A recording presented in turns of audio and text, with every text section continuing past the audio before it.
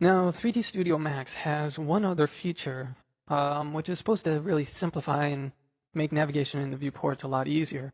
Unfortunately, I'm really not a big fan of it. It's still a little buggy and takes up some performance, some much needed performance in complex scenes. However, in the name of completeness, we're going to be covering it here. What am I talking about? I'm talking about the steering wheel. The steering wheel was added to 3D Studio Max in 2009. If you'll notice in the lower left-hand corner here, this is the steering wheel. Now you'll also notice that as I move my cursor over it, we get this kind of pseudo help menu. Now the help menu itself is actually great. It's very nice, very clean, well designed, and gives you all the necessary information. However, you'll notice that it's actually embedded inside of the current viewport instead of sitting on top of everything.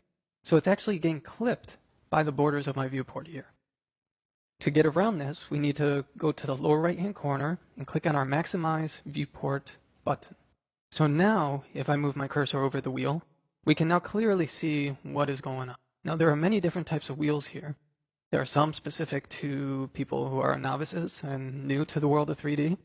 And then there are others who are a little more comfortable with 3D, but still want shortcuts on their viewport.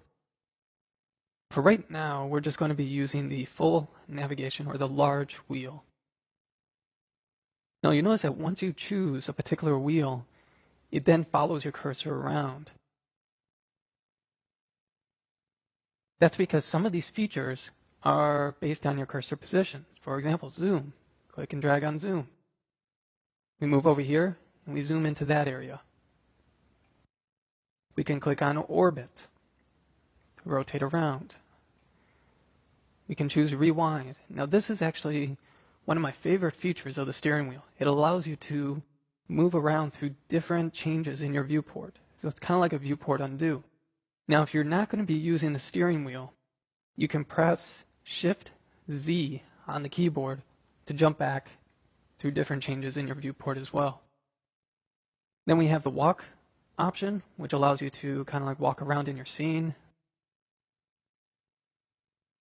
You have the look option, which allows you to look around. Then the up and down. You also have pan here.